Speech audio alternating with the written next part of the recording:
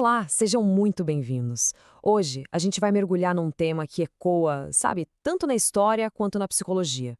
Aquela solidão profunda que muitas vezes parece caminhar lado a lado com mentes brilhantes. Vamos tentar entender por que pessoas que se destacam, seja pela inteligência ou pelo jeito diferente de ver o mundo, acabam se sentindo tão sozinhas. Então, para começar, vamos direto ao ponto com a pergunta que vai guiar toda a nossa conversa. Será que a solidão é o preço que se paga pela genialidade?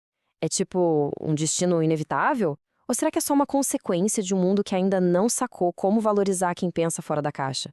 Olha, o filósofo Arthur Schopenhauer já tinha essa pulga atrás da orelha lá no século XIX. Para ele, pessoas muito inteligentes acabavam sendo deixadas de lado, não por serem arrogantes, mas porque a simples presença delas podia fazer os outros se sentirem inferiores, sabe? Mesmo que sem querer.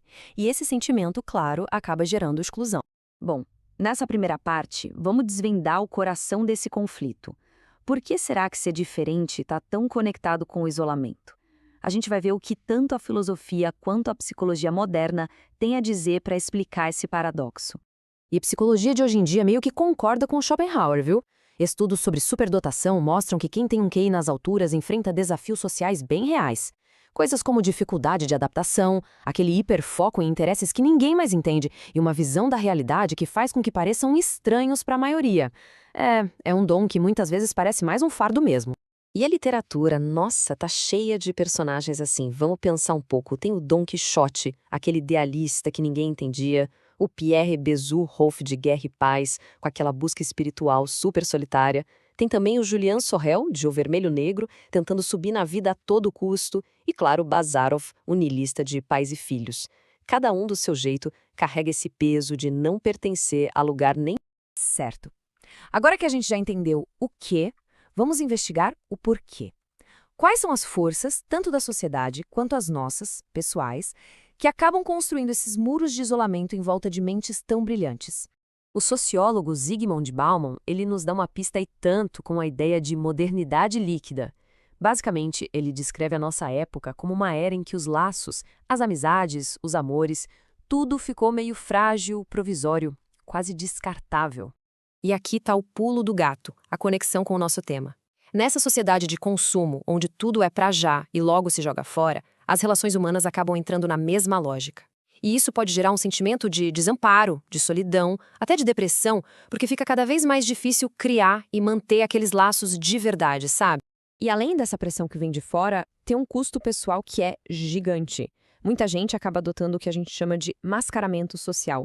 É um esforço, sabe? Um esforço consciente e super cansativo para esconder quem se é de verdade, para reprimir os próprios interesses e comportamentos, só para tentar se encaixar e não ser julgado.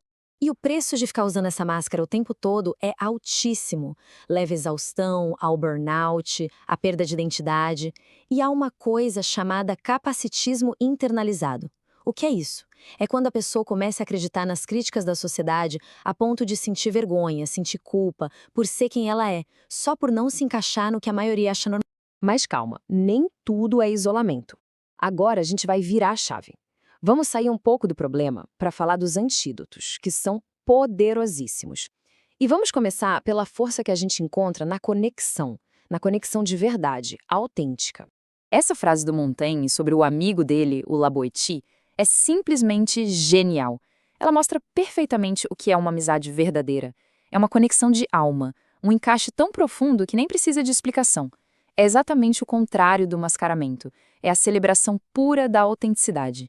E agora vamos expandir essa ideia, porque além da amizade de um para um, existe uma força coletiva que vem das redes de apoio, da comunidade, e isso é um fator de proteção essencial.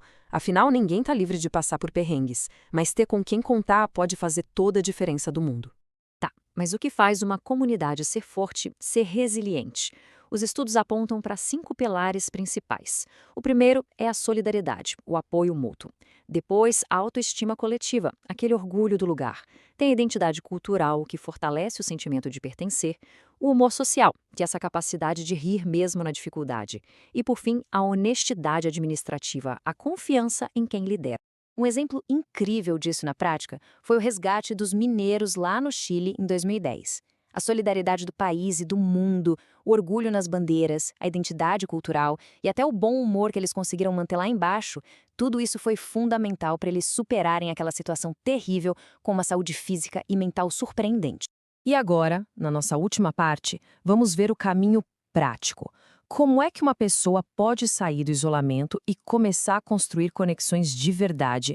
Como encontrar sua própria frequência nesse mundo tão barulhento? O processo de tirar a máscara é uma jornada, não acontece do dia para a noite. Primeiro, é preciso reconhecer essas adaptações e o preço que se paga por elas.